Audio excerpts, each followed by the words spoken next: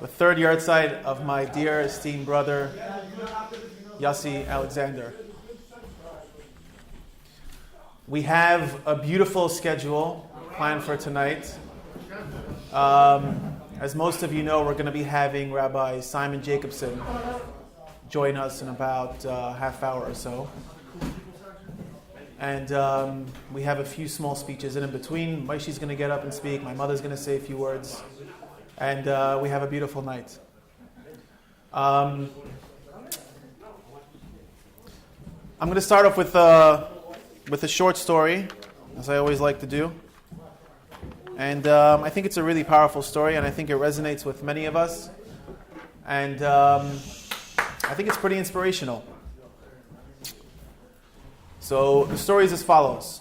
Many years ago, there was a boy named David. And David attended yeshiva. And unfortunately for him, he wasn't the brightest. And socially, he wasn't that successful either. So the doctor turns around to him and says the following. He says that there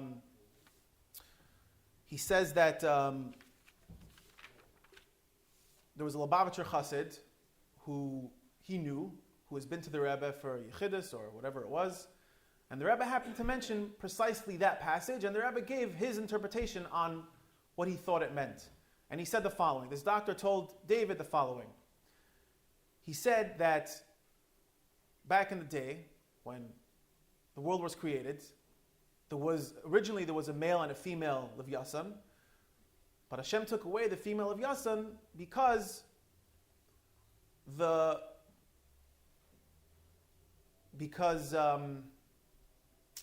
if Hashem would have left the female of Yasan, the world would have overpopulated with these massive animals, and it wouldn't exactly work out. So because this Levyasan, the male of Yasan, felt lonely, Hashem came out every morning and spent time with the Levyasan. And this is the end to the story, and which brings me to my second point. The point of the story is that no one is ever alone, no matter what, no matter when. And that is the second lesson that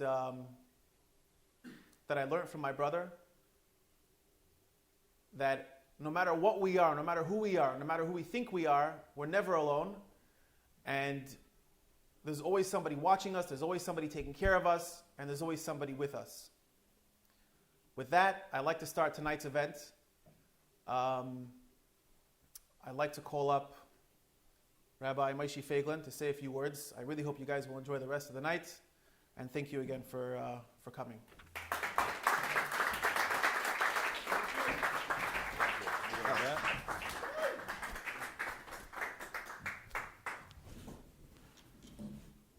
Thank you, Yossi.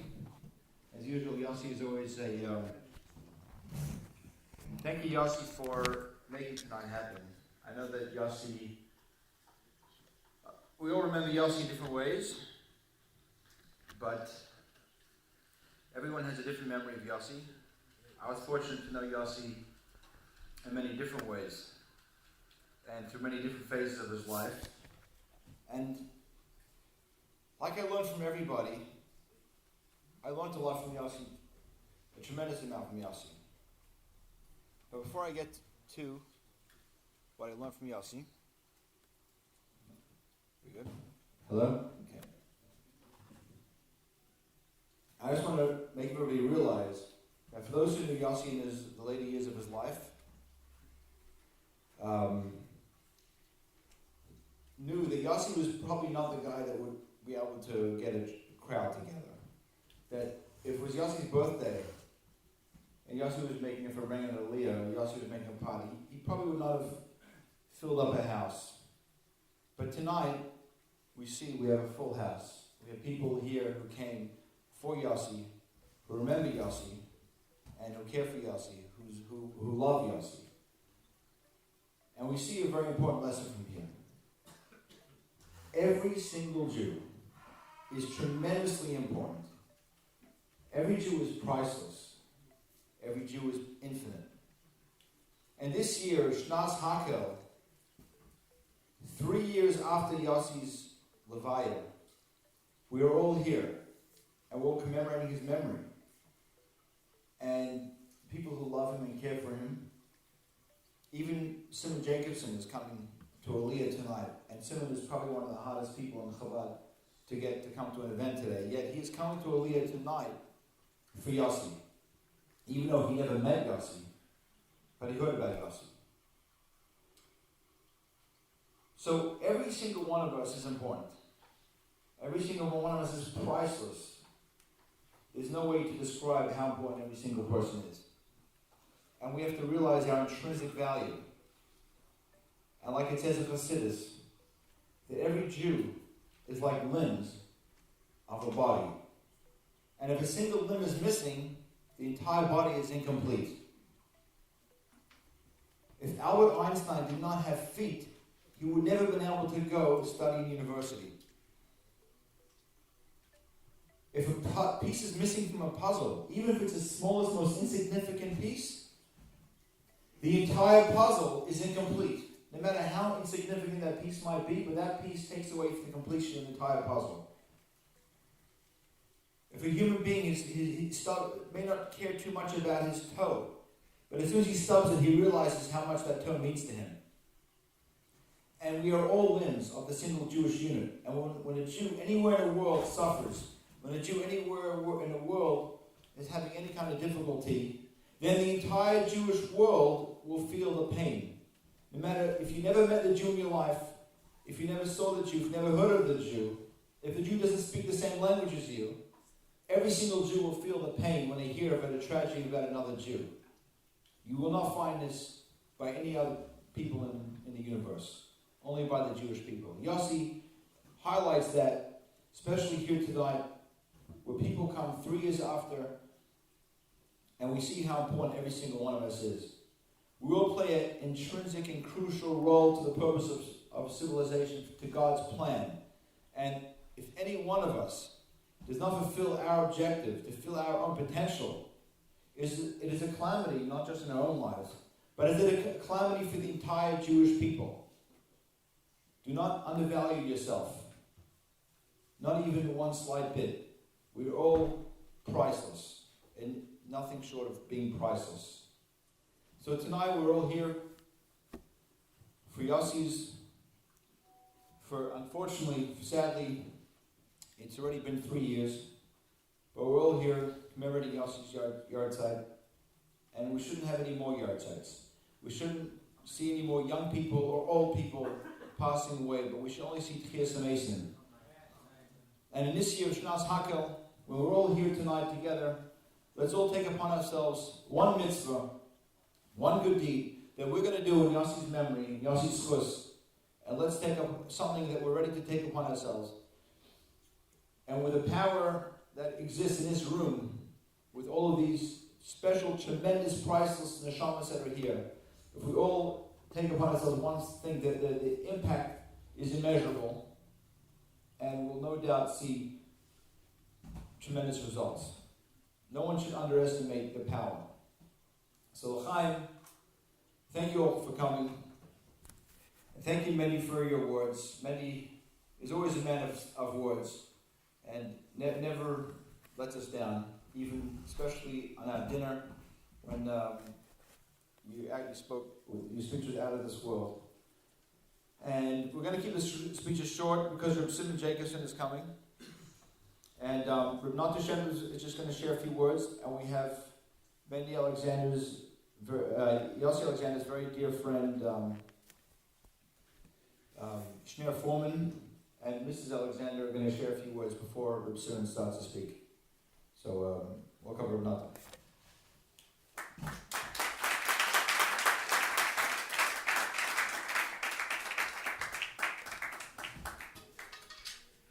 Good evening, everybody. It's not exactly the most easiest, the most, I would say, the most exciting occasion to come here in Aliyah. Baruch Hashem, there's functions of Fabrengens and a lot of good activities going on here. But you know, from everything what happens in life, is the Vachai Yitin Alibe. What we take out to do for the person who was nostalgic a few years ago. And I'm going to share with you in a few quick minutes something about Yossi, what me and him had a shaykhis, what me and him had connection, and of what goes on here on a day-to-day basis. And from year to year we see of the achlotas, what we take on here, including me and myself and Rabbi Feiglin, to become better, to be more devoted to the young men here, and the way they become more closer to Yiddishkeit. This is a short little story. I used to go out, I take out a lot of the young boys, young chevra, and call them to have a lunch or maybe an early evening dinner. And Yossi used to be sitting here sometimes, and I say, Yossi, let's go. Where's your favorite place? He'd say Kingston Pizza. So we'd go there and go inside, and I would say to him, what do you want to order? He says, what do you mean, what I want to order? I'll have one slice. He said, one slice? We're having lunch. Take 2 slices, take something else. He says, nothing. What happens if later in the day or tomorrow there's another young guy who you're taking out, and maybe you don't have the extra few dollars in your pocket to treat him out? I'm saying, Yossi, it's okay. Baruch Hashem. There's people here in our neighborhood. There's people, we have a lot of balabatim who help us, and we always have enough money to take out the young men. But he says, no, I'm just going to have 1 slice. So like this, for sure, the next one you take out, you'll have enough money for him. It showed me ehrlichkeit, kindness, worried about someone else. But I also wanted to share, is, in the last 2 years, the hachlotas, the decisions what young men took on here in Yiddishkeit, if it's in film, if it's in kashrus, if it's in Shabbos. And to share with you one last little thing, we have here every 2 weeks a Friday night meal right here in Aliyah. So right after davening, we can sit down, we get delicious food from Mrs. Malka and from Mendy's.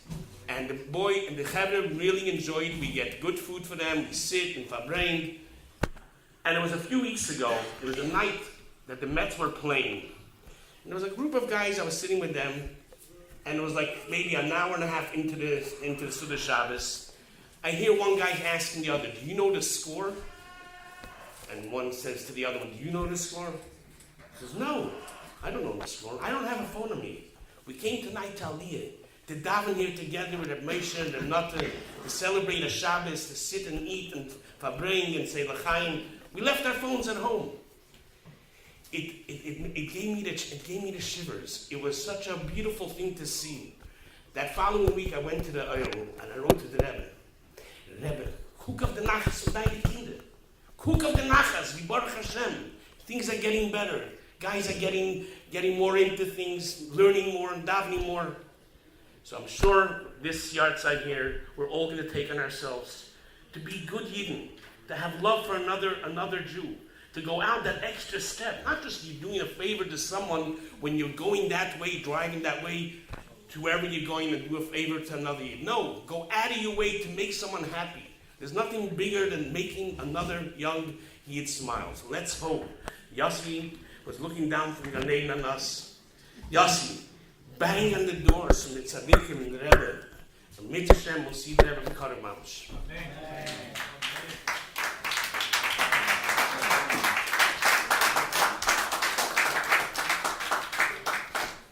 I'd like to ask a good friend of Yossi Schneier Foreman to come up and see if he wants.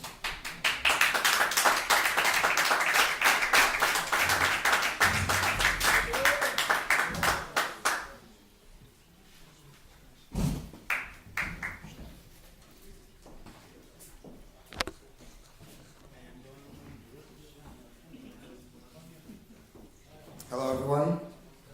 I'm Schneier. It's really great to see all you guys here, honestly.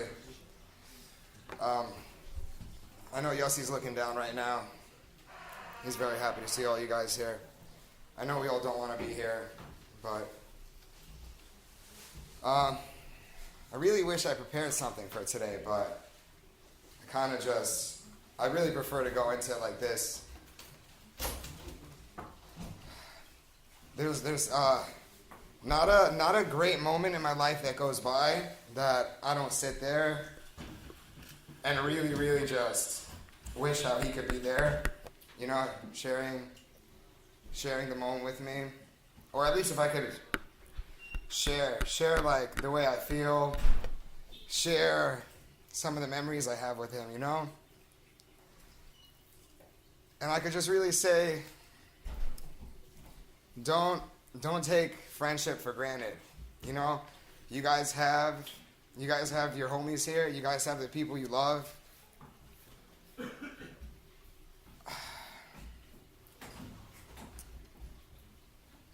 It's so tough. You know, Yossi was there for me through the years when I feel like I didn't really have anyone there for me. You know, he was one of my friends who I can safely tell you that without him, I can't even think back to grades 4 to 9, 4 to 10, and like think of any memories I have without him. He's so consolidated into my childhood, and it's just amazing. It's amazing to see. It's amazing to stand here and see how many of you guys came out for him, and how many of you guys I've seen here for the past 2 years. No matter what your schedules are, no matter how busy you are, you guys still manage to make it out here, and it's really beautiful to see that. So,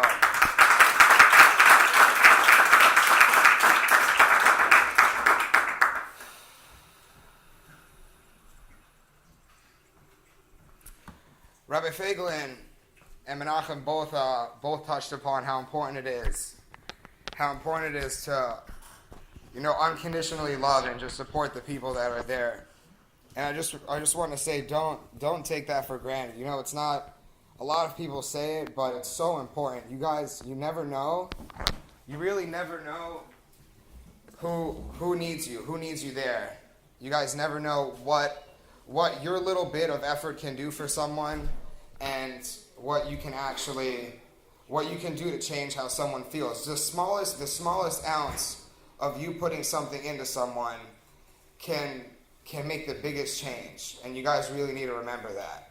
The smallest thing, just you going and saying hello to someone on the street that you have no idea what they're thinking about, and just you going and trying to bring some light to their day can actually go and make that big of an impact.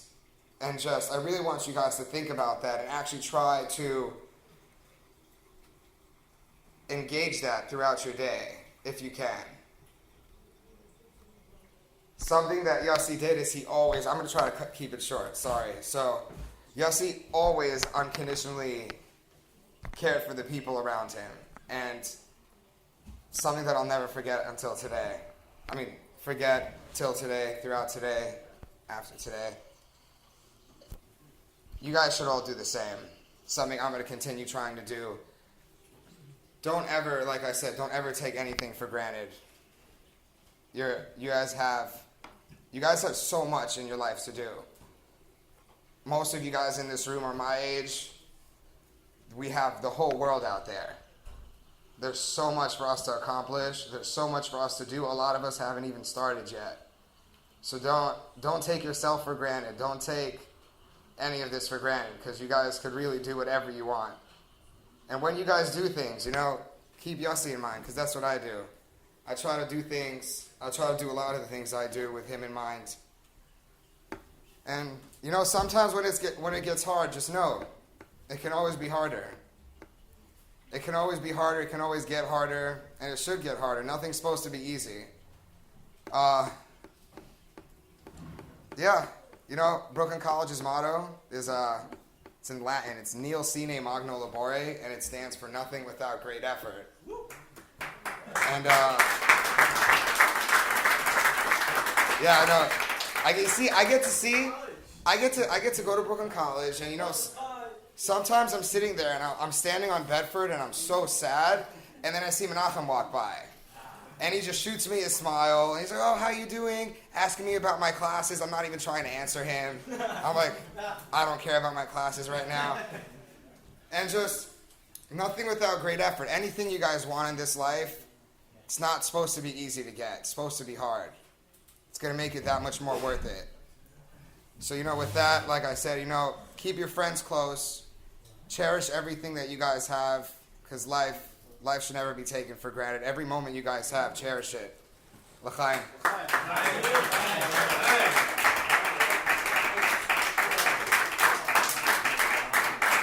Thank you very much. I just want to call up Yossi's mom, Mrs. Alexander.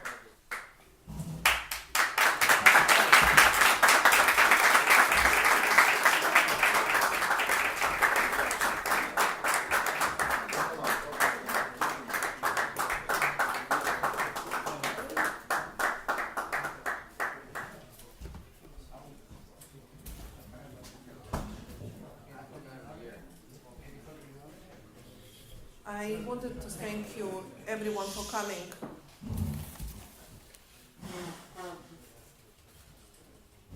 First years was so hard for me to talk about Yossi Yitzhak.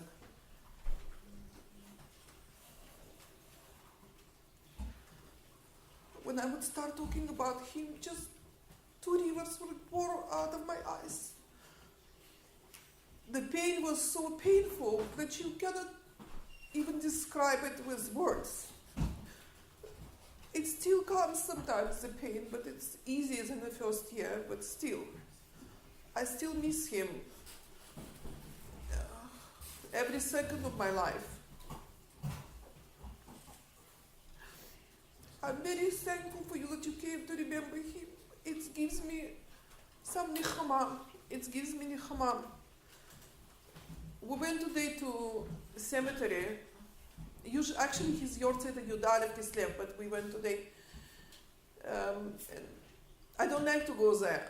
I don't like to go there because, first of all, it's painful to see his name on a stone. And secondly, I feel he's not there. He's not there. He's here. He's with me. He's with us. And sometimes I just feel it. I just want to say that he was very, very kind boy. He cared for his friends.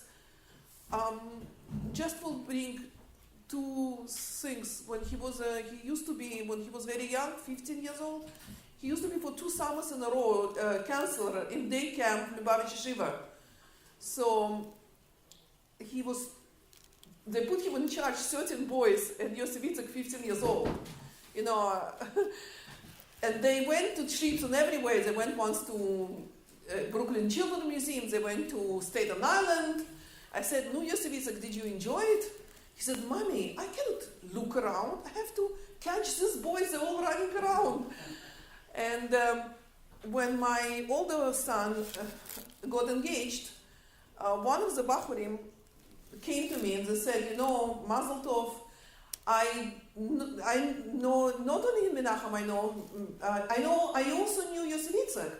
So I said, how do you know him? I think the boy was 16, 17 years old now. So he said to him, he was my counselor during summer in Lubavitch Yeshiva. He said, I had many counselors, but Yossi Yitzhak, it's only one that I remember. Why? Because when all the counselors, they have rest time or children were playing, the only counselors that played with me and gave me attention was Yossi Yitzhak. This is the way I remember. That's why I remember him from all the counselors. So,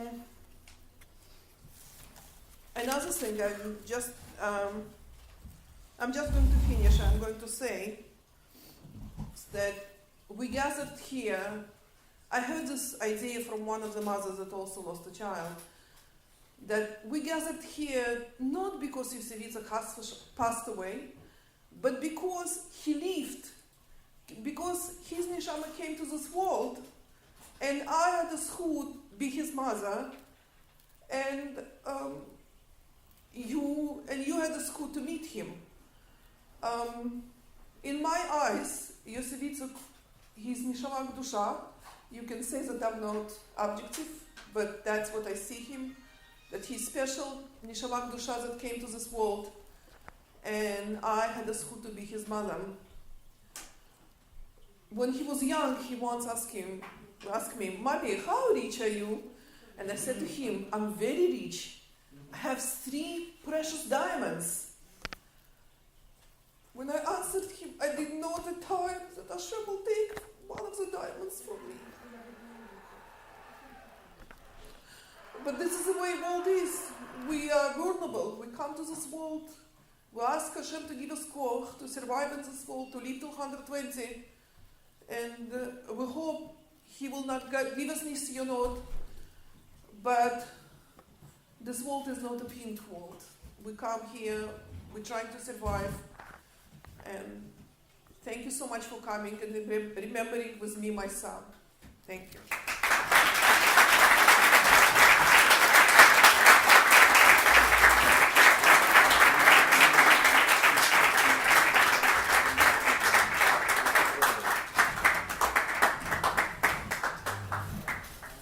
Thank you, Mrs. Alexander, for those words. I know that it's not easy for you. I know that we drove together to the Yossi's Caver today, and it wasn't easy. I could see Mrs. Alexander's face that when this day comes, it's a very painful day. And for everyone who remembered, it was painful. You know, sadly, Yossi was not the first, and was not the last of our young members that I tragically had to attend the funeral for. And I pray every day that the last one will be the last, and all of them should come back down here in a physical body with Mashiach. But for all of us that are here now, we are Baruch Hashem, we're live with Guf Gashmi, and we still have a chance. We just said in Hayom Yom last week that Saint Krishna Shalayla is a microcosm of saying the vidui before passing away. However, the difference is when a person says vidui before he passes away, that's it. He has no more opportunities to do good. But when a person says Krishna before he goes to sleep, even though he's confessing for things that he did during the day, nonetheless, he's still in the middle of the marketplace, and he's still going to wake up the next morning, and he still has another chance to make a difference to this world. So all of us sitting here today at a Hakel gathering, Lil Nishmas Yosef Yitzchak, let's all remember that we are here, we are alive, and we have to reach out to those around us. And the most important mitzvah for us to do today is the mitzvah of Ahavas Yisrael, non-judgmental love, acceptance of everybody around us. Doesn't mean you have to accept all the behaviors, but you have to accept every single Jew. Everyone with a whole and open heart, and embrace them and welcome them and give them as if they're part of your own flesh and blood. Because essentially they are your own flesh and blood. So if there's anything that we can take home from this very, very special event tonight, remembering Yossi, before Reb Simon Jacobson steps up to speak, it should be in non-judgmental love for every single Jew, no matter what he looks like, no matter where he's from, no matter how he behaves, because we never know who he may be standing from. He may look like a midget in our eyes, but he may be a giant in reality. So let's embrace everybody as if they are giants, because essentially every single Jew is a giant. So let's take that home, and let's take on a new attitude, whether we look at each other, whether we look at a friend, and realize how precious and how priceless every single Jew is. And let's not, Rahman al-Islam, wait till we're at their yard side or shloshim until we really come to that realization. We've had enough is enough, and from now on we should only see Chaim Nitzchi. Chaim. I'd now like to welcome Reb Simon Jacobson, who's come to inspire us tonight. Reb Simon is one of the most sought-after speakers in Chabad today, and we're very fortunate that he was able to give us a night at Aliyah. It's not Reb Simon's first time here. He's been here several times before, and every time it is priceless. So guys, everyone a round of applause for Reb Simon.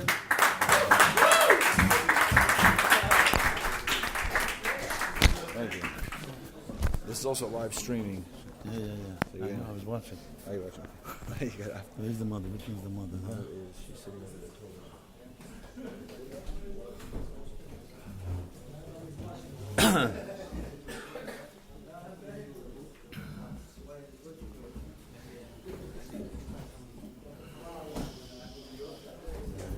Misha. Father is also here.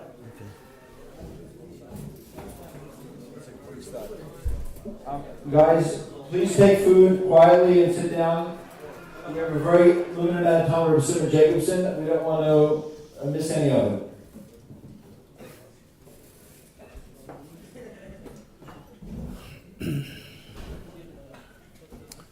So, Mrs. Alexander and rabbis and all of you special souls, thank you for the honor to try to humbly pay tribute to Yossi. I was listening to the proceedings here online, so it's working. And your moving words. And what can you say, about a loss and tragedy? And yet, as the Rebbe taught us, in the words of the Frierdiker Rebbe, that it may be very difficult to speak, but it's even more difficult to be silent.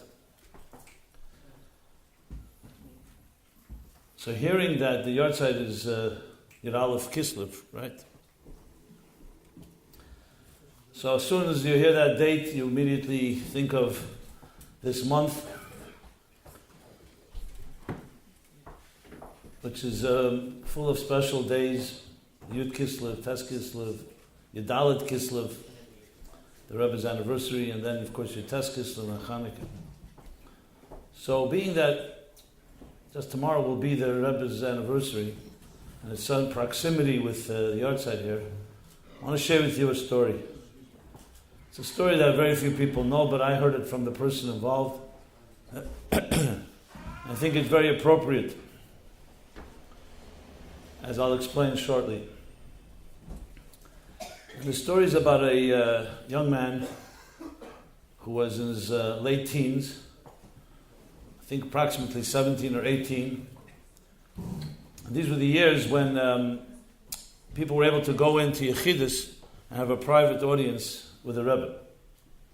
So later years, the Rebbe made it very clear that he's not depriving anyone, but it was through Farbrengens, through collective Yechidus. But he had a one-on-one with the Rebbe, and he's an individual that suffered greatly in many ways. First of all, he had a loss of a parent who died at a young age in an accident, and essentially was thrown from one home to the next where nobody wanted him, and got himself into a lot of trouble on many different levels. So he was by the Rebbe and encouraged by some people to go into the Rebbe. The Rebbe is your father, is your friend, many things, and pour out your heart and soul. What better place to speak to someone than the Rebbe himself? And that's what he did. And he was told by people who knew the situation, don't hesitate, no filters, say everything, exactly what's on your heart. Don't try to be respectful or censor yourself. So that's what he did. He began to cry in front of the Rebbe. I heard the story later from him. And the Rebbe was very, of course, patient and very caring and loving, and listened closely to his whole story. And the Rebbe said to him the following words. He said that for every challenge God gives somebody, He always gives him also an equal amount of strength to deal with it.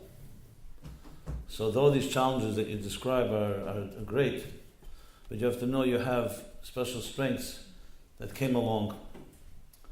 And though it doesn't justify what happened in your life, but it would be tragic if you didn't access the strengths that you also have and your potential. And the Rebbe went on and said that in the mysteries of God's creation, God leads the footsteps of people in many different directions. And sometimes we go through bizarre twists and turns. And even that is for a purpose. Because you have to remember that every situation, any experience that you have, you were sent to that situation because you can do something that only you can accomplish. And no one else but you can accomplish. And this includes even difficult situations. And the Rebbe told him briefly the story of Chaim Rappaport, who was a great tzaddik himself, but he was one of the students and colleagues of the Baal Shem Tov. And the Baal Shem Tov once sent him on a mission. And when he came back and fulfilled the mission, the Baal Shem Tov thanked him, but then asked him a seemingly odd question. How did you travel? How did you get there? So Chaim, even though it may seem, who really cares which you went this way, that way, the Baal Shem Tov wants to know, so he began to share. And the Baal Shem Tov wanted every detail. Every detail. Which city did you travel through? Where did you rest? Where did you sleep over? So he told him the first night he slept in an inn. The second night, there was no inn, so he slept on the side of a road. And in the morning he woke up, washed his hands, said his prayers, and then sat down to have something to eat.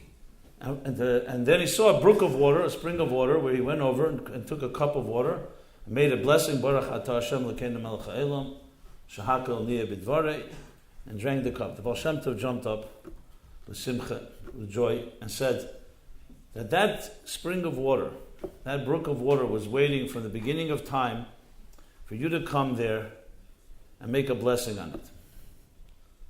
And think of the story. That means every experience, entire existence is waiting for you to come there and achieve something. And the Rebbe told this to this young boy and said, so whatever experience you have, that experience is waiting for you to do something, to use those special strengths that you were given. And then the Rebbe finally said the final thing, which was, remember also that I am always with you. No matter where you go on your journeys, I'm always with you, and I think about you. So if you think about me and I think about you, you'll be able to accomplish everything you need to accomplish. So you can imagine, he was quite overwhelmed. Frankly, he said he didn't even understand half of what the Rebbe said. He remembered it, but he didn't understand the significance till years later. We're talking now, almost 35, 40 years later. Due to his own confidentiality, I can't say his name, but he's a success story today. And it all began right that little yechidus of a father or a Rebbe speaking to his child in this personal way. I was thinking about it. The Rebbe's words, I think about you. So if you ever read Likutei Diburim, which talks of the Frierdiker Rebbe, there's a beautiful, unbelievable, poetic piece right in the beginning of Likutei Diburim, literally the first pages. And the Frierdiker Rebbe says something very interesting. He says that when you have a friend, in a friendship, there are 5 levels of how you express friendship. One higher than the next. The lowest level, the first level, is what's called Shalom Aleichem. You see your friend, you welcome him, you greet him, shake his hand. Frierdiker Rebbe says there almost sarcastically, sometimes when you shake someone's hand, it means you're welcoming him, but also sometimes say, have a good day, I saw you, enough of you. So it is a greeting, but it's not the closest relationship. It's a connection. The second level is when two people have they embrace each other. They hug and embrace each other. So that goes beyond words. It shows an expression of real care, real concern, right, like that. There you go. Cameras. Want to do it again? Okay. That's only level 2. Now, level number 3 is having a conversation. Okay. Don't push it, right? Don't push it. Oh, we're going to go all the way? Good. Okay. Level number 3 is when you have a conversation. So it's not just Shalom Aleichem and not just a hug. You actually sit and talk to each other. And I don't mean talk about the weather or something superficial. A serious conversation, heart to heart, eye to eye. And that's only level number 3. Number 4 is staring at each other. You just look at each other. Sometimes you see people who really care about each other. They could just sit, they're not awkward to be quiet. And that's even deeper than a conversation. They say when the Rebbe reunited with his mother, the Rebbe Tzachana, after, what can we say, Tavshin Zayin, at least 30 years that he didn't see her, probably more. So it was in Paris. It was in the year 1947. The Rebbe was the only time after he came to America, went back to France to greet her and bring her back to the United States. So people, eyewitnesses, saw that when they met, they embraced for 20 minutes and just looked at each other without saying a word. Because there's some things that are beyond words. So that's level number 4. But what's number 5? What's higher than that? So the Frierdiker Rebbe says, machshava. When you think about your friend, even if you can't see him. I was in Russia under the Russian oppression. And the Frierdiker Rebbe says, and where you're now? You're here. He says, because somebody thought about you. You know, basically the Frierdiker Rebbe is saying that I thought about you, that's why you're here. So don't say thought doesn't matter. If it would have been the first 4 levels, the Frierdiker Rebbe couldn't have done anything because he wasn't there with him physically. He couldn't give him a shalom aleichem or hug or conversation or stare at him. But a thought transcends time and space. This is the beginning of the Likutei Diburim. It's a very fascinating thing to read, to see, you know, how a Rebbe and how Chassidim, what means that Chassidim are connected. So we're here right now, and we cannot see the neshama, of course not the body of Yossi. However, never think just because we can't see him doesn't mean he can't see us. And just like we can't see the Rebbe doesn't mean he can't see us. Machshava, the Rebbe said to that boy back in the late 60s, when it happened, the story I just told, I think about you and you think about me and we'll be connected. So we don't know who's thinking about us because we can't always feel it. But don't ever think there isn't someone thinking. And if you wanted to become aware of it, you have to think about the one who's thinking about you. So I wanted to just open up with those few words because I think it captures very much, first of all, why we're here. And in a way, each of you in your own story. I don't know you all. I know some of you by face. We met at my Shabbos table a few times. But I know one thing for sure. Every one of you has a bizarre journey, to say the least. And frankly, everybody on earth has one, especially in our day and age. So you can look at it as overwhelming, as disturbing, as depressing, or whatever. Or you can look at it as the Rebbe said, that every journey comes with its strengths. And just imagine, it's true, there are many things that happen in your life, my life, and everyone's life, maybe we would rather it didn't happen. But after the fact, you have 2 choices. Either you just become demoralized and broken by it, and bitter, or you recognize that you were put there because you can achieve something that Sheshis Yemei Bereishis, from the beginning of time, that experience, that encounter is waiting for you, each of you in your own way, to come and do something. And particularly the challenges that you may have open you up to different opportunities that others would never have. And that yechidus that the Rebbe, that young man, I believe is a yechidus that each one of you could have right now with the Rebbe, each one of us, because we're here right now, we have our challenges, we have our encounters, and we have a Rebbe that thinks about us. And we have other Chassidim and we have friends that think about us. And the thought, when it's a true thought, we're not talking here just some casual thought, but you really care and think about someone. There was a guy who went by dollars and said to the Rebbe that my son is gone who knows where and I want the Rebbe to help me save him. So the Rebbe said, Halavai soll trachten wegen mir, wie viel ich trachte wegen ihm. Halavai, may it be that he should think about me as much as I think about him. Again, the same thing, thought. The thought. Because when you think about someone you love, there's some energy that generates and has an impact. So though it's 3 years, I did not have the schus to know Yossi, maybe I may have met him, I don't recall. So those 3 years, and it's 3 sad years, and as a mother, as you are so accurately said, no one can ever understand the pain of a mother in such a situation, but you have to remember that though we may never understand the mysteries, the neshama lives on, the neshama sees us and sees you, and sees all the energy and the efforts that you invested and the seeds you planted. And there will be fruits, and there are fruits. Besides our gathering together, all the hachlotas and resolutions.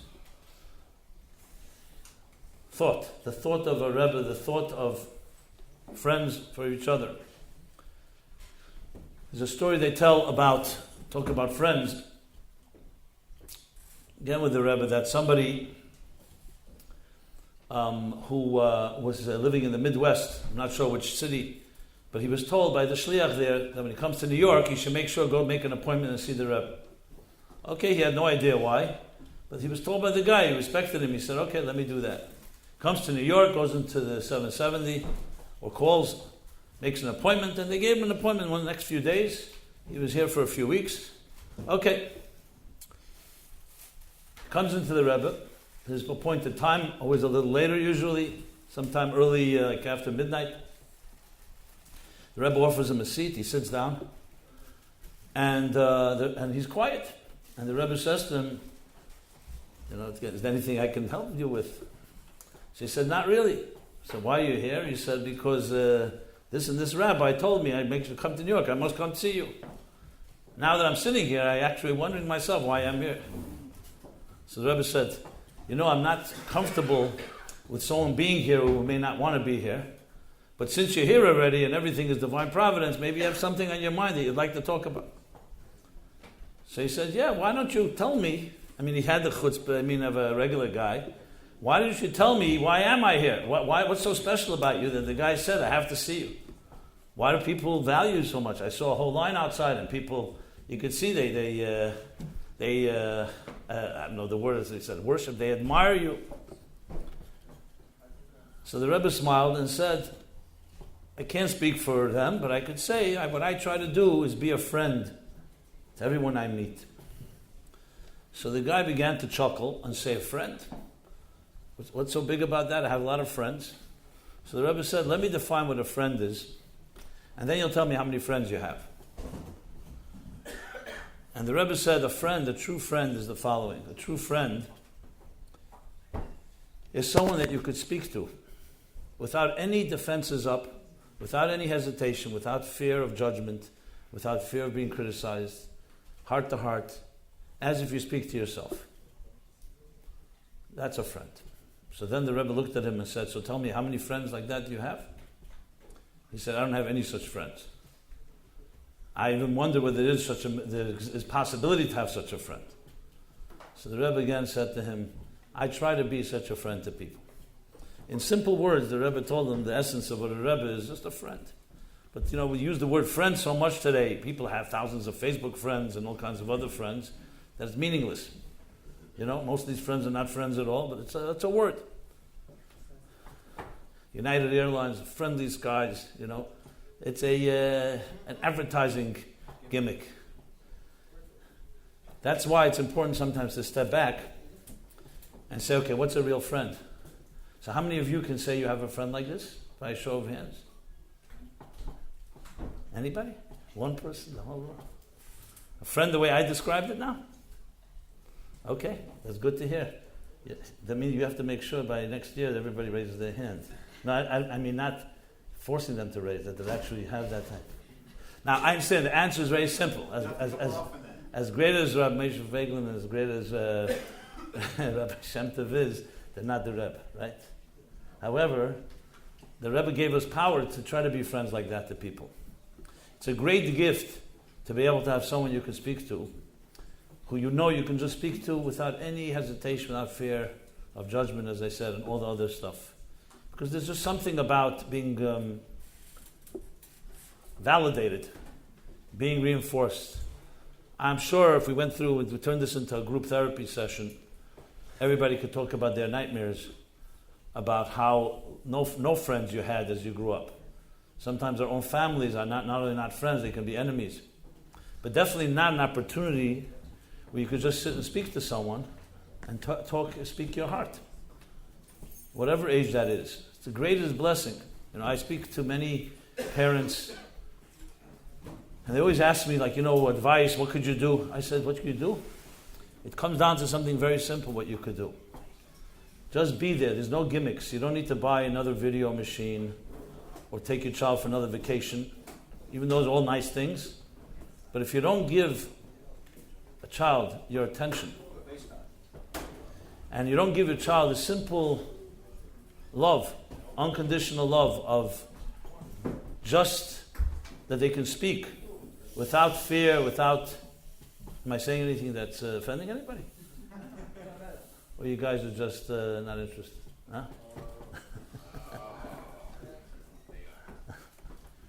Yeah, that's.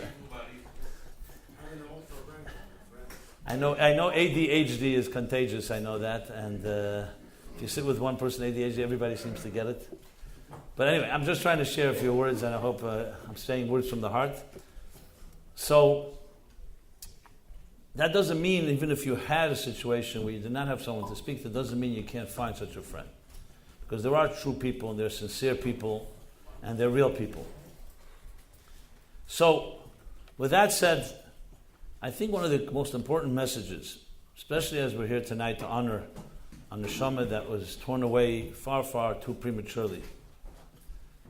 So even if you don't do it for yourself, sometimes honoring someone who right now cannot physically continue his shlichus, his mission in this world, so every one of you who knew Yossi, or who's here, and even if you didn't know him, but we're here together because of him, has a real obligation. You have to, in a way, be the arms and legs in helping fulfill the reason we're here in his inspiration. And exactly as I said before, every one of you has unique situations. And unique may be a strange word, but unique could be something even extremely difficult. But you have to always remember that from the beginning of time, the whole big plan was waiting for you to come to that situation and do something positive about it. And when you do that, you change the whole course of history. Literally. I want to share with you a story, one of the most definitive experiences that happened with me a number of years ago. Well, it's actually still happening, but it started a number of years ago. And that is this. When my book, Torah Meaningful Life, was published, which was initially 1995, so it would be around 20 years ago. Yeah, time flies. I was a younger man then, what can I say? As we all were. Any of you were not born yet? Anybody here under 20? Huh? No. Okay, good. How many copies? You all look young to me. Huh? How many copies were sold? You want me to give a plug? Okay, announcement from our sponsor. How many copies? Well, in English, around 500,000, and with other languages, 13 languages, maybe 1 million total. There you go. I should have started with this. Now I got your attention. I understand. Celebrities get attention. Till now, I was talking like a humble chassid. Now I start talking about my author.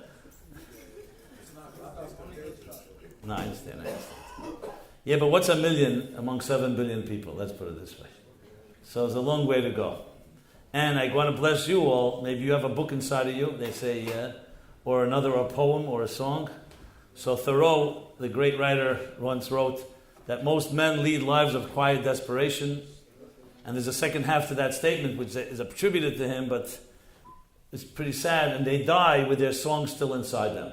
So I'm blessing you right now that not only that you should make sure to sing your song, because everybody here has a unique voice and a powerful, indispensable contribution to make. And now back to the story. So when my book was published, they sent me on the book publisher, William Morrow, today HarperCollins, they sent me on a book tour. You know what a book tour is called? Book signings. And you travel from city to city, bookstores like Barnes & Noble and other stores like that. And there's an evening is scheduled where you speak, and then you sign books, and that's that. Before I tell this story, I'll tell the story before this story because it's a good introduction. So in this journey that I took was also a bizarre journey because you meet in bookstores people that will not come even to Aliyah. How do you like that? And they won't come to Chabad House, they won't come to a shul, they won't come to any Jewish environment. But in a bookstore, completely non-threatening. Someone may go there to buy an auto repair manual or just sitting for a coffee. And there I am speaking. So people came over. And I met, I wrote all the stories down, actually fascinating interactions with all kinds of interesting people. As I said, people you don't meet in a regular setting because it's not like planned. And of course, the greatest magic happens in times like that. So the story before the story is I was in Lexington, Kentucky. Just to show you the Amunah of non-Jews is stronger than those of Jews, sadly. So Lexington, Kentucky is a city where there are less Jews there than those sitting in the room here. Ad Kedei Kach, to the extent there's no Chabad yet in Lexington. There's a Chabad in Louisville, Kentucky. So if you're looking at Shlichus position, maybe that's an opening there. You know, even if there's one Jew. So Louisville, Kentucky is very famous, known for the Kentucky Derby, right? Kentucky Fried Chicken, kosher style.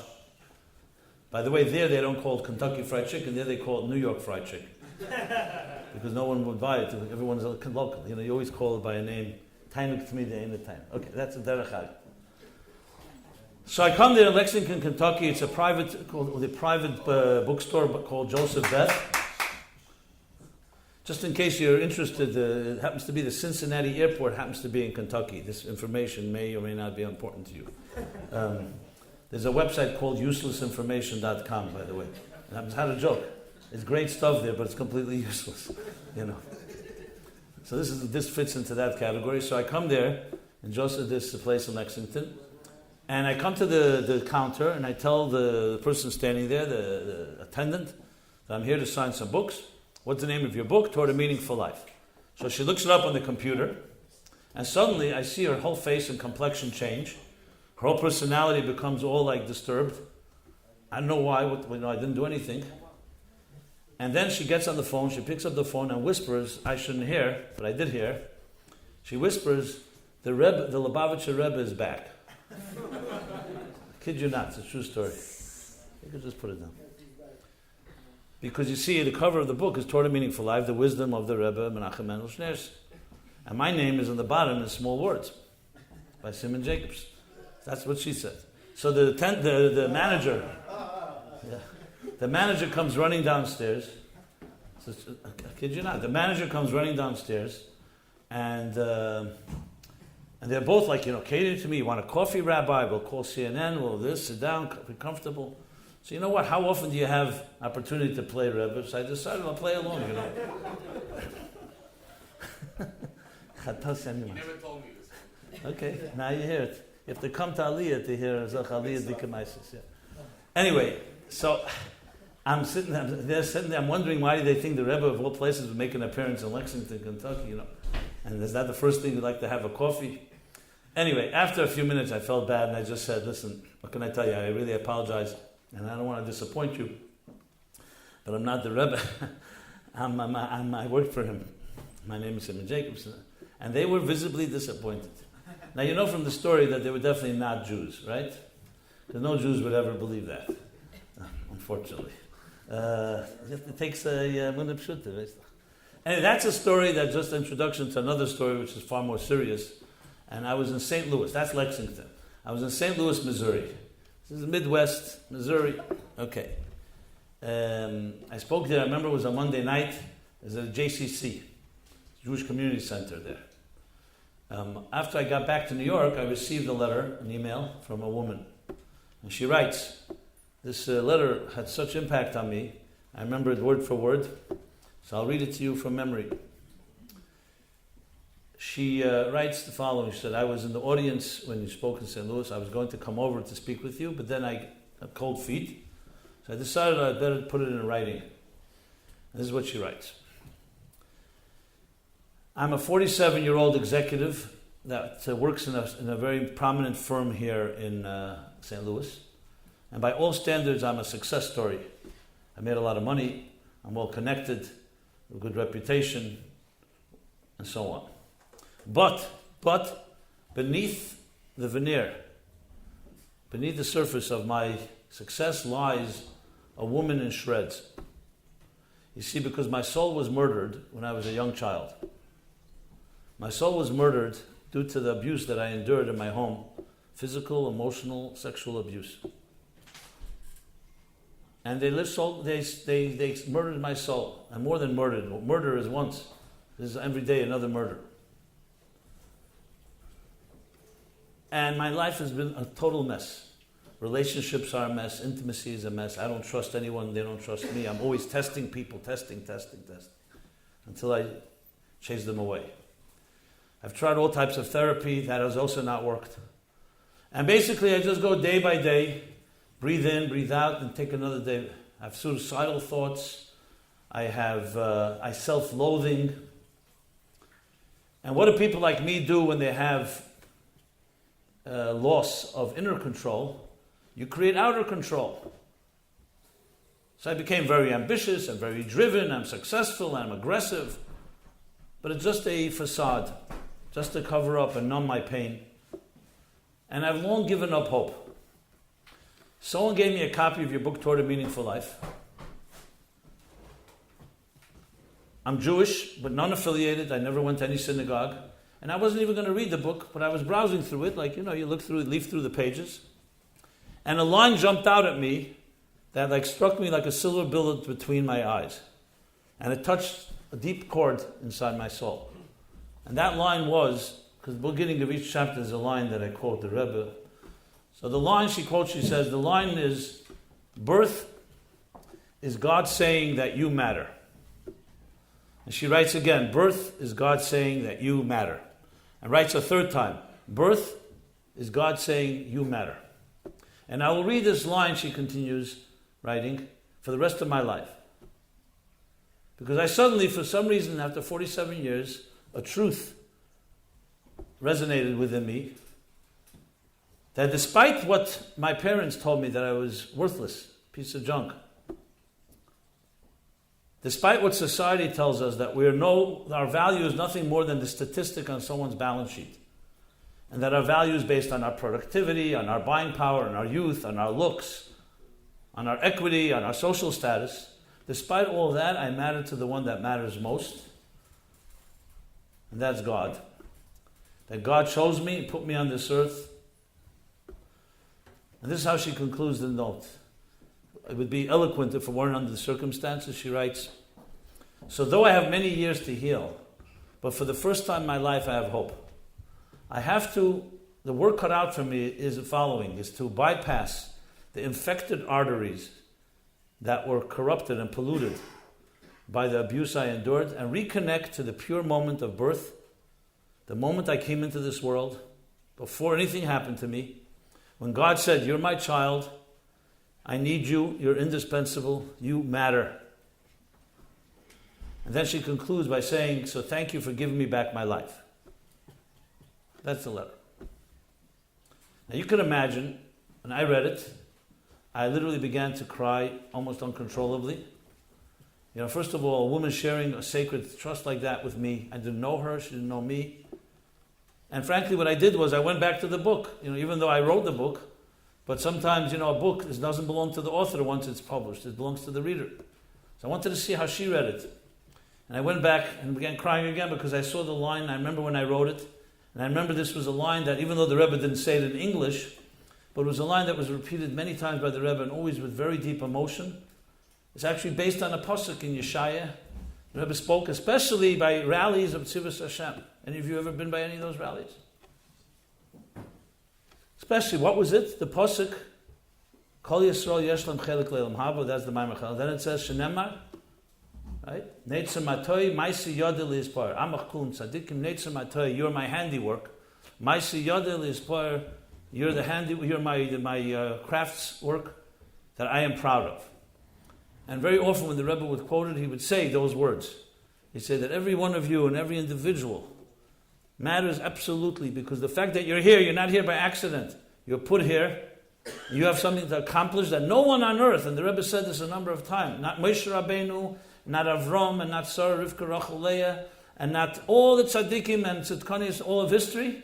No one can accomplish what you have to accomplish. I heard this several times from the Rebbe myself. So I wanted to capture it, and that was the chapter on birth in Toward a Meaningful Life, and that line. And here's a woman in St. Louis, which was at that time 2-3 years after Gimel Tammuz, touched and writing, thank you for giving me back my life. So you can imagine the power of that. What is the power of that? Because it means something to each of us. Now I wrote back to that woman, of course, offering her my friendship any way I could help, asking her permission to tell the story, which she gave me, and she told me clearly never to tell her name. She doesn't want people calling her. She says, I'm sure others have similar stories. Or they'll call me, they want to offer their compassion. And she still works on herself, but we're in touch. And I've written to her a number of times. So a while later, a few years later, the story never leaves me. It haunts me till this day. I wrote to her a few years later. I wrote back to her once, among our different correspondence. I wrote to her, I want to thank you from the depth of my heart, because I have to tell you that since you've given me permission, I've told the story to many people, thousands, maybe hundreds of thousands. And the reaction has been unbelievable. They still want to contact you, so I'm sure you don't want that, so I assure you I won't share your name. But I wrote to her the following, that I started asking myself the question, do I matter? And I started asking audiences. And I speak quite often in different places. I was just in Manchester, England. I came back yesterday. And I told the story. There was a few 500-600 people. And I asked the question, as I ask everyone here right now, do you think you matter? Really matter? Now, the knee-jerk reaction many people have, that it's like a ridiculous question. Of course I matter. My parents say I'm special, hopefully. I have a plaque on the wall. I have this. Everyone's got an ego. Obviously, not everyone answers that, but many people, that's their... But then the question has to be rephrased. Let's say you were never born in the first place. Remember, if you weren't born and you don't arrive in this world, nobody's missing you, so it won't be a tragedy. So do you really matter? Do you matter? 7 billion people on this planet. Would it make a difference if you didn't exist? So most of us, and again, I can't speak for you, I speak for many people. Once we're here, it's called circumstantial value.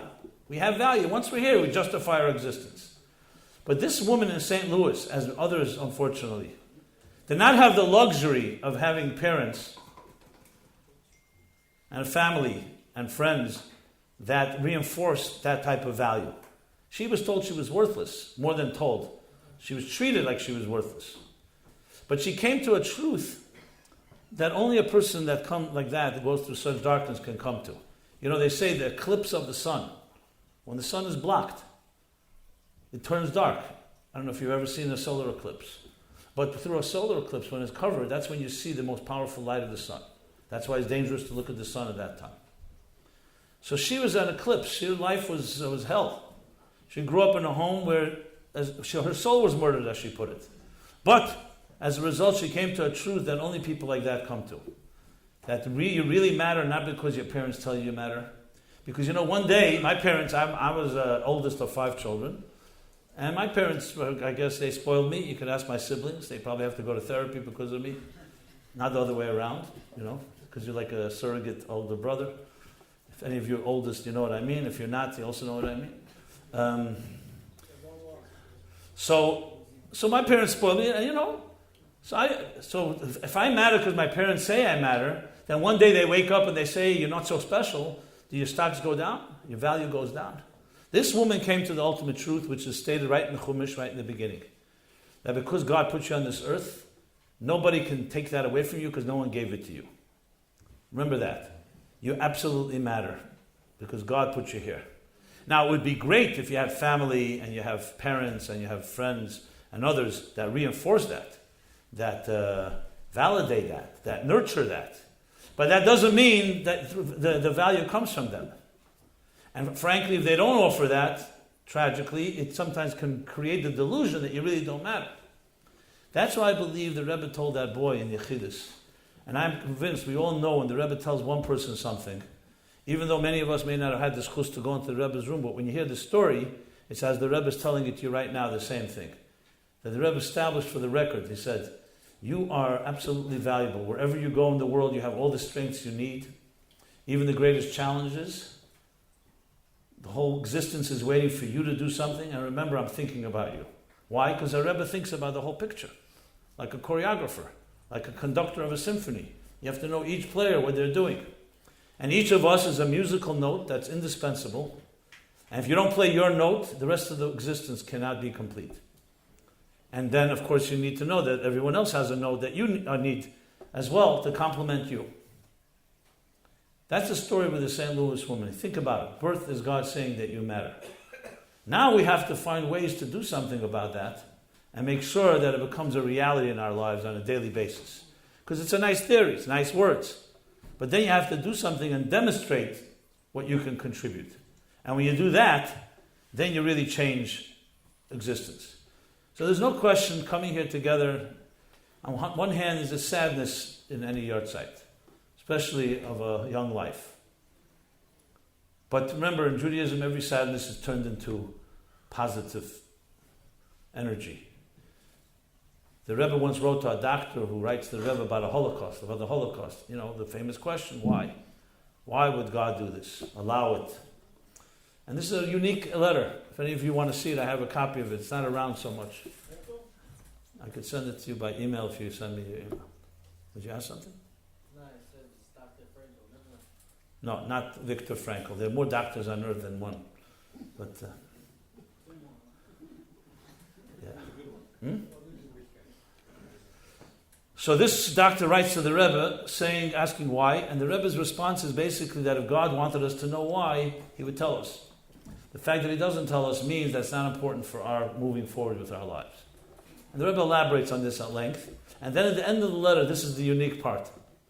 The Rebbe says, you may think that I'm writing to you intellectually, giving you some type of intellectual, Torah, academic answer. It's not the case. I too am a Holocaust survivor. The Rebbe's words. I lost my brother, I lost my grandmother, I lost my sister-in-law and brother-in-law, and other family members in Treblinka and other camps. So I'm writing from my heart, not from my mind. That's what the Rebbe concludes. There's a lot of strength when you hear that from a Rebbe, because you think a Rebbe is living up in the spiritual world, so of course for the Rebbe there's no pain. But we're regular mortal people, we do have pain. It's not the case. When my father passed away around 10 years ago, a little more than 10 years ago, you know where I gathered strength most from? Because I remembered, because I had the schus to write and remember and publish the Rebbe's works. So when the Rebbetzin Chaim Mushke was nostalgic, passed away, Chav Shvat, 1988, Tavshim Ches, as opposed to when the Rebbe's mother passed away in 1964, the Rebbe visibly showed his grief, if you can call it that. When the Rebbe Tzachana passed away, I heard from people, I was a kid then, I don't remember it so vividly, that the Rebbe was very discreet and quiet about it. I mean, he spoke about it, but it was not... In 1988, on the other hand, in every possible way, the Rebbe showed his pain. He spoke about it, every Fabrengen V'chayit Neliboy, the living shall take to heart. He moved his whole operation from 770 to President Street, where his house, for an entire year. It couldn't have been more visible. Said every day, davened every day, 3 times a day, even though halachically didn't have to. And on and on and on. There's many more examples of it. And I always wondered why the Rebbe, who was so private, especially regarding the Rebbe, why would the Rebbe so visibly show it? I remember even Shloshim, the Shloshim when the Rebbetzin, which was 30 days after Chav Shvat, was Pasha Porah. And the Rebbe spoke this sikha, very, very heart-wrenching. And he asked the question. In Parsha Porah we read how Moshe Rabbeinu shown, the Medrash tells us, how Moshe Rabbeinu shown all the tumas, all the impurities that exist, and Hashem showed him every impurity, here's how you purify. And it came to one thing, tumas mes, the impurity of death. Suddenly it says, Niskarkim upon Moshe, Moshe's face became very yellowish green, like very disturbed, very pale. And he began to tremble. Bamete tarase, how could you ever cleanse and purify from the impurity of death? And I remember the Rebbe saying, I remember it like today, the Rebbe asked him the question, what bothered Moshe Rabbeinu? Just like God gives, God takes, and God, just like there's the impurity of death, God can create the purity that comes, that heals from death. And Moshe Rabbeinu definitely knew he was Chachma de Kedusha, Chachma de Atzilus, the wisest. He definitely knew all the explanations in Chassidus. As soon as the Rebbe said that, it was very clear he was talking about himself. He knew all the explanations of Chassidus that you read at Tzerech Aliyah, every descent brings an ascent, and we don't understand God's ways, and all the explanations. And yet, why was he so disturbed? And the Rebbe's answer was equally dramatic. The Rebbe's responded, because after all the seichel, and after all the intelligence, and all the beautiful explanations, quote-unquote beautiful, the fact of the matter is, death is a cutoff. Even though the neshama lives on, the fact that we cannot see it, Moshe Rabbeinu, that's what disturbed him, because he empathized. He wasn't talking theoretically, what's possible. He was talking about the pain that we human beings on this earth do not feel and cannot touch and cannot shake the hand and not embrace and not look at the person we love. We could only think about them. That's what broke his heart. So Moshe wasn't just, it wasn't a technical thing for him, it was personal. And because he cried for it, he identified with our crying.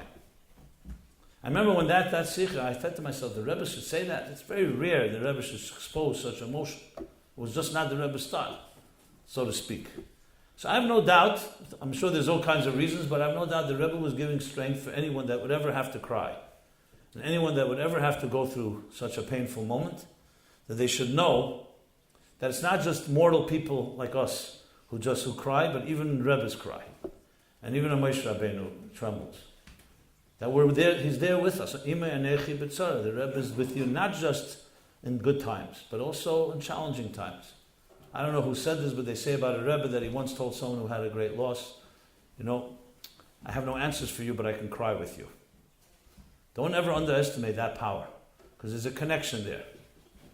So, what shall we say? We'll say this, as the based on the Likutei Diburim and the Rebbe's words, the thought, however, is there. We could think about each other. And that's why we're here. We're talking and thinking about a neshama, how that neshama impacted each of us. Of course, a mother, but all of us as well. And above all, what are we going to do about it? That's how Jews think. We don't think, oy vey, what's going to be? What are we going to do about it? Action. Proactive action. Rabbi Lau, the former chief rabbi of Israel, chief rabbi of Tel Aviv today, told me this story. Personally, he said when he came for the first time to the United States, it was 1974. It was right after the Yom Kippur War. Okay. And the Rebbe asked him in Yechidus, the Rebbe asked him, what's the mood in Israel? And I tell the story specifically because of the events going on now there as well. What's the mood in Israel? And he said to the Rebbe, the mood in Israel is not good. Jews are asking, was wird sein? What's going to be? Why? Because during the 6-Day War, which was just 7 years earlier, there was euphoria. The miracles in 6 days with very few casualties. I mean, every casualty is more than necessary, one more than enough. But relatively speaking, miracles. And there was such euphoria in the Jewish world. But here, by Yom Kippur War, mistakes were made. There was arrogance, cockiness. And the beginning was not good news. And then finally, thank God, the Jews turned it around. But there were more than a few thousand losses, which is a tremendous amount for a country like Eretz Yisrael. So he was telling the Rebbe, the mood is very bad. And Jews are asking, what's going to be? The way he tells the story is that the Rebbe grabbed his wrist, Rabbi Lau's wrist, like this, and said, Harav Lau, bei Eden fragt man nicht, was wird sein, man fragt, was geht man tun. By Jews, we don't ask what will be, we ask, what are we going to do? Not ma yiyeh, ma naseh. What are we going to do? A victim asks, what will be? What will be means, I can't do anything. Too bad. You wallow in self-pity. You're bitter, you're angry, or you're just plain apathetic or numb. But a Jew does never ask what will be. He asks, what am I going to do? Because that's a testimony that you have the power to do something. But sometimes it's difficult to do it alone. That's why we have friends. That's why we have support. That's why we have an aliyah. In more ways than one. That's why you have that ability. But never forget, even though even though I myself can't do it alone, but at the end of the day, your friends empower you. They don't do it for you. They just help you help yourself. Because that's the great dignity of a human being, that you could get out of any situation. That's the ultimate blessing. And that's what the Rebbe told Rav Lau. And there are hundreds of such stories. There was a women's convention, midwinter convention in Detroit, Michigan. And Mrs. Swerdlov tells the story. So they were coming back after the convention. It was Friday. So they get to the airport, there's a snowstorm. So they write a note, or they call on the phone, and their note says, we're stuck in the snow. That's what everybody says, right? Stuck in the snow. You should see the Rebbe's answer when he said the word stuck. You don't write that to the Rebbe, stuck. The Rebbe circled the word stuck. He said he never heard Jews speak such language. He never stuck. And the Rebbe goes on to say that if you're there, it means there's a message. And the Rebbe continues, he says, the women at the convention probably talked about Hashgacha Pratis, divine providence, and they forgot to apply the message to themselves. That if there's a snowstorm, it means there's a message from heaven that you have to still be there. And it's even more so because it's a snowstorm. Where does snow fall from? From heaven. So it's a message from heaven. The Rebbe writes that. That means that you still didn't finish your job in Detroit, either at the airport or going back from the airport back to the city, and there's something you still have to do. And when you finish it, the snow will stop and you'll be able to come home. Anyway, they took that to heart and they did whatever they could do. Sunday the snow stopped and they did come home. And the Rebbe wrote to them that now apparently that you can come back means you must have finished the job. I myself experienced this. My father, God forbid, had a stroke, a mini stroke, Rosh Hashanah Tov Shenun. That would be 1989. And he had to be in the hospital Rosh Hashanah Yom Kippur. Okay? I went by the Rebbe wanted to give him lekach, so I came. The Rebbe gave me the honey cake, Erev Yom Kippur, and said to me, give this to your father as Al-Mazis sweet year. And then the Rebbe added with a smile, und zogem, as et verendik in sein Schlichus dorten, but maris losen. When he'll finish his mission in the hospital, they'll release him. So I went to the hospital, carrying this message from the Rebbe, and my father, of course, took it positively. My mother started running around doing mivtzayim in the whole hospital. My father said, I'm the one in the hospital. You're just visiting me. It's not your shlichus, it's my shlichus. I'll do it my way, not your way.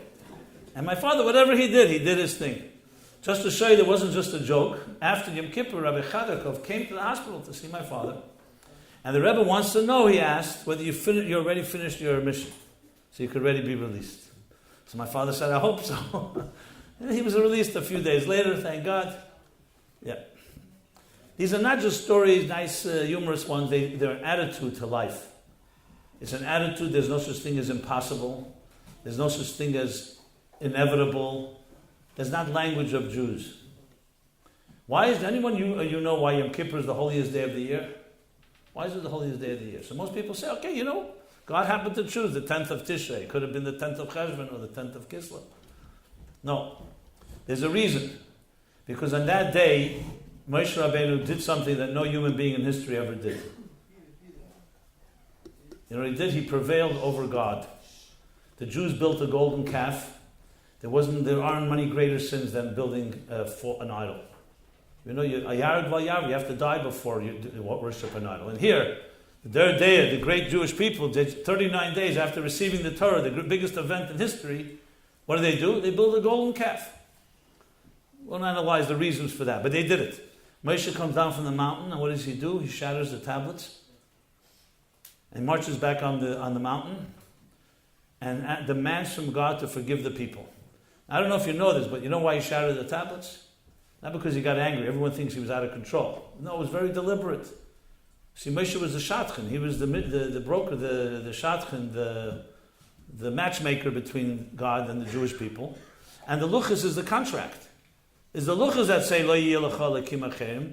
As long as the Jews, here we have a lawyer in this town here, right now here. He came in perfect timing.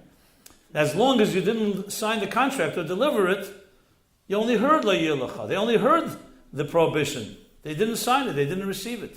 So Moshe broke the luchas to be able to then say, you know what? I didn't give it to them. Can you imagine Mesiras Nefesh of a Rebbe to do that? To break the tablets. The tablets were not, when a Sefer Torah, God forbid, falls, by accident it's considered a whole tragic day and you fast and all that. Here it's not just a Sefer Torah, it's the ultimate. It's the luchas that God himself formed and shaped and gave to Moshe Rabbeinu. And Moshe doesn't do it by accident, deliberately breaks the luchas. Exactly what he said. Macheni no mesifrecha, erase my name from your book if you're not going to forgive them. Never in history did anyone ever do anything like that, such Mesiras Nefesh. Because he didn't just give away his body, his soul. He's ready to, his whole future, the spiritual future. The Rebbe once spoke a whole sikh on the Simchas Torah, 1986, crying like a child when the Rebbe spoke this sikh. But what did Moshe accomplish? So he went up on the mountain for 40 days, another 40 days, and was not successful. So then he went a third time 40 days. And when does he come down? Yom Kippur. And what do we say right after Kol Nidrei? Salachti kidvarecha. God said, I forgive as you've said. Why? Because Moshe was able to accomplish something. God said no, no, no, no. And Moshe knocked down the door and would not take no for an answer. Yom Kippur is the holiest day of the year. You know why? Because on that day, what was born was hope. Hope. Hope is the greatest gift in life. Because, like for example, someone says to you, God says, I want to offer you anything you want. Many people say, give me a perfect life. That's an immature request. That's not realistic. You want to say like this, that whatever happens in my life, whatever happens in my life, I want to have the hope to know that I can fix. That's a far greater blessing. That means there's nothing in the world that can destroy us. And look, here we are, the Jewish people after thousands of years. Who would believe? So, the bottom line message is the following, that each of you, each of us, has unbelievable power. Despite the tragedy that what we're honoring here today, so as I said, it's a sad moment, but at the end of the day, Jews take sadness, it's energy, it's negative energy, and we turn it into positive energy. By becoming stronger, more committed to our own lives to sing your song. And yes, birth is God saying you matter. And you have a great Rebbe thinking about you. And you have friends that think about you. And as much as we think, we have to, obviously, in a night like this, make a commitment to think even more about each other. Because machshava me'elis, thought changes things. Don't ever underestimate that if you're sitting in a room and you think about somebody, even if they're not there that moment, and you care, sincerely, it has an effect. And today, if you know a little quantum mechanics, it's not such a miracle either. Energy is exuded from us, like good vibes. You can't see them, but they have an effect. The butterfly effect, you ever hear of that? A butterfly flaps its wings in Kansas City and it can create a typhoon in Singapore. I don't know why those two places, but that's what they say. So that means you can flap your wings in your privacy of your own little place and have an effect on everybody around you. So tonight we think about Yossi. I've hearted this together with his mother, family, friends, brother, that you should have the strength to fill the cholol, the emptiness. We say hamokim yenachem, hamokim. Why do we say hamokim yenachem? Because it's a space that's empty. So God becomes the space that fills that space. I remember when I was sitting in Shiva for my father, I don't remember anything that was said to me except one thing.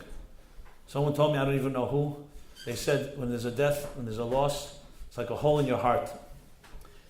It's like a hole in your living room. And you keep falling into it until one day you learn to walk around it. It never goes away. The heart, the hole is there. But you learn to walk around it and you learn to build around it. So Hashem should bless you and all the friends and all of us here to use this cholol, to use this v'nifkadeto ki yipoked me'shavecha, that sometimes when we don't see someone, it makes the yearning and the pining and the aspiration much deeper. We don't take it for granted. And beyond that, all of you special souls, with all your own journey, your own twists and turns, to recognize that this is, the entire existence is waiting for you to do something with your life in that place that you are right now, and wherever God will lead you, to change the world in some way. And we're here to join together in that way. You know, many people are involved with their superficial nonsense and narishkeiten. You know, I think a place like this has a certain, as I said with the story with the St. Louis woman, we don't always have, when things don't work exactly as planned, there's a certain truth that emerges. Like the truth of that woman, that you realize why, the importance of life, you appreciate it, you know. When you see someone on a respirator and they can't breathe, you suddenly appreciate breathing a lot better than the rest of us that take it for granted. So let's use this evening well, make the right resolutions and achlotas. Thank you again, it's been an honor to share a few words. And Aliyah, Kishmai Kain Hu, it's an Aliyah, we don't even use the word Yerida, you just use Aliyah. Because as the Rebbe explains, that even the descent is part of the ascent. When you build a great building, sometimes you have to raise the old building, right? Raise as in Z, R-A-Z-E. You have to. And if someone comes and says, hey, why are you breaking down this building? You'll say, I'm not breaking it down, I'm building a better Beis HaMikdash. So then the Yerida, even the Seiser, even what seems to be for a moment a void or a negative, is actually part of the positive, because it's the only way to grow. Right. So may this aliyah be a true aliyah, and as the neshama goes, each aliyah every year, so it elevates also each of us in greater ways. Just reminded me, I once read somewhere, a caterpillar, a caterpillar becomes a butterfly, right? The caterpillar goes into a chrysalis, into a cocoon. So the story is told, so it takes time once it goes into the cocoon, then the cocoon begins to open, like an egg begins to crack, and the butterfly begins to emerge. So there was a guy saw a butterfly struggling to get out of the cocoon because the cocoon wasn't yet open. So he, out of his great compassion, you know what he did? He took a pair of scissors and began to cut the cocoon to let the butterfly out. And the butterfly suddenly free, and he was such a simcha. But one little small tragedy. For a butterfly to fly, it needs a certain buoyancy, the type of lift. The wings need liquid in them. And how that liquid spreads into the wings is through the pressure of the butterfly struggling to get out of the cocoon. And his compassion, taking away the struggle from the butterfly, did not allow the liquid to enter the wings, so the butterfly never could fly. Just tells you what challenges are like. Challenges help us build wings, that we can fly to places you can never reach on your own. So God should bless us all to understand our challenges are really wings. Fly to great places, aliyah, flight. Take flight, may your souls soar, and may the neshama of Yossi help us all soar. May we be reunited with Yossi, with the Rebbe, with all great tzaddikim, chassidim, and all those of parents or relatives or loved ones that are physically not here with us. And remember, let us think about them and they think about us, and that machshava can pierce all the barriers. So thank you again. We should only have simchas and good occasions to Mr. Alexander and the whole mishpacha, and all of you here. Thank you. L'chaim, l'chaim, l'chaim. Thank you.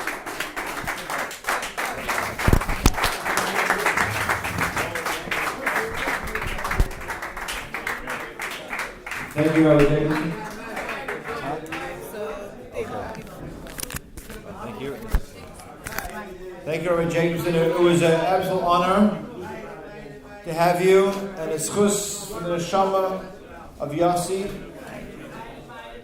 and for all of Yossi's friends that came out here tonight. I want to thank you all for joining us, and everyone's welcome to stay, and we'll forbring chaverim, achim gam yachad, and thank you again.